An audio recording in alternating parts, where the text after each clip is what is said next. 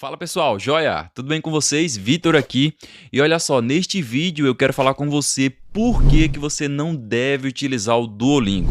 É engraçado porque este vídeo eu iria gravar, na verdade, ou melhor, eu comecei gravando um vídeo onde eu iria falar bem do Duolingo, onde eu iria dizer como que você poderia revisar os conteúdos estudados no Duolingo.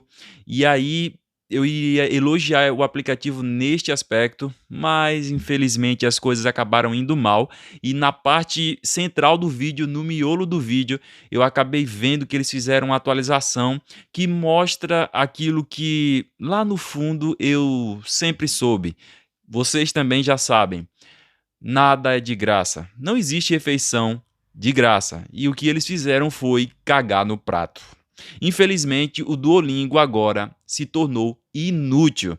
E eu vou te explicar por quê neste vídeo. Sem delongas, bora pro vídeo. Bom, para vocês que ainda não sabem, eu estou cursando o curso de Letras Português na Universidade Federal de Alagoas. E por estar cursando um curso da área da licenciatura, nós temos algumas disciplinas falando sobre o aprendizado. Mais especificamente, eu tive uma disciplina no penúltimo semestre que se chama Desenvolvimento e Aprendizagem. A partir dessa disciplina, eu comecei a ver as coisas de forma diferente e, além do conhecimento dessa disciplina, eu comecei a buscar informações em outros materiais, outros livros, inclusive recomendações do próprio professor.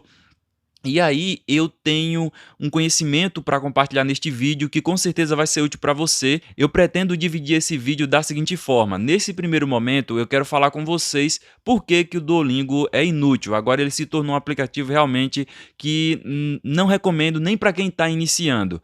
Mas eu também quero falar neste vídeo o que você deve fazer ao invés de utilizar o Duolingo. Bom, então vamos lá para essa primeira etapa do vídeo. O Duolingo era um aplicativo que até hoje para mim tinha uma certa notoriedade e até mesmo confiança. Eu confiava no trabalho dos desenvolvedores deste aplicativo, dos donos do aplicativo, de maneira que eu comecei a minha jornada no inglês com o Duolingo. Quando eu comecei ali no ensino fundamental, a partir do sexto, sétimo ano, ver o inglês na escola, no ensino fundamental, e eu ver que não conseguia aprender de fato na escola, eu comecei a procurar por fora informações. Me interessei pelo idioma e quis aprender por fora. E aí eu encontrei o Duolingo e durante todo esse percurso, já faz aí mais de 10 anos, eu fui estudando em outras formas, eu usei outros métodos, mas o Duolingo sempre esteve comigo. Eu estudava um tempo, depois eu voltava pro Duolingo, aí depois eu cansava, depois voltava e ficava nessa etapa. Eu nunca ia num percurso, digamos assim, completo no Duolingo, de terminar o curso, por exemplo, do Duolingo. O detalhe é que o Duolingo foi atualizando durante todo esse tempo e da penúltima vez, né, ou seja, antes dessa vez que eu acessei, eles tinham melhorado, colocado um recurso que eu achei muito interessante, que era o seguinte: mesmo sem você ter o Pro, o Plus naquela época, hoje parece que se chama Max, você tinha acesso a revisões. De que maneira? Que era o que eu ia ensinar no vídeo que eu acabei, não vai sair porque realmente não tem mais isso, que era assim, você estava fazendo uma lição, cometia erros e nesses erros que você cometia, você perdia os corações. Uma das formas de você recuperar esses corações era fazer revisão. E essas revisões você fazia uma prática de conteúdos que você viu há muito tempo. E, gente, por ter experiência aí com estudos, né, até mesmo por causa do curso que eu estou na Universidade Federal de Alagoas, eu tenho aí para dizer para vocês que a revisão é um dos passos mais importantes do aprendizado. Na verdade, quando eles tiram esse recurso e colocam no Plus, eles esquecem que aprendizado tem a ver com esquecimento, tem a ver com recapitulação. Tem uma importância do esquecimento, também tem uma importância da própria recapitulação daquele conteúdo. E aí, se você não pode revisar, vamos dizer assim, nessa versão grátis, o aplicativo se torna inútil, porque você se torna um depósito de conteúdos. Por mais que você possa avançar, ver mais informações, se você não pode revisar, então não tem serventia alguma. Você pode até aprender, porque ele tem um sistema, de certa forma, que você vai ver o conteúdo em várias lições. Só que aí isso vai tornar o aplicativo cansativo e no fim das contas vai acontecer o que aconteceu comigo. Você passa um tempo no Duolingo, às vezes 6 meses ou menos, e depois desiste.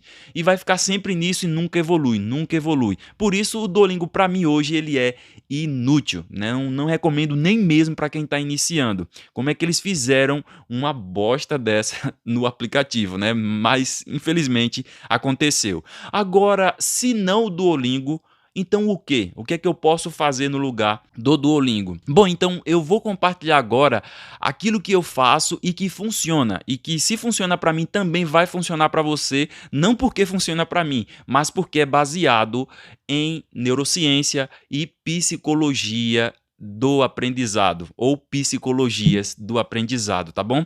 Olha só, o que eu utilizo no momento é inicialmente o Babel, quase como se fosse a fonte principal, onde eu tenho acesso à teoria e à prática, porque ali no Babel eu tenho acesso, por exemplo, ao conteúdo teórico e eu tenho como revisar, digamos assim, esse material através de cards, através de vários recursos de revisão. O próprio Babel, ele tem vários recursos, como por exemplo podcast, ele tem conversa guiada, enfim, ele é bem completo mesmo.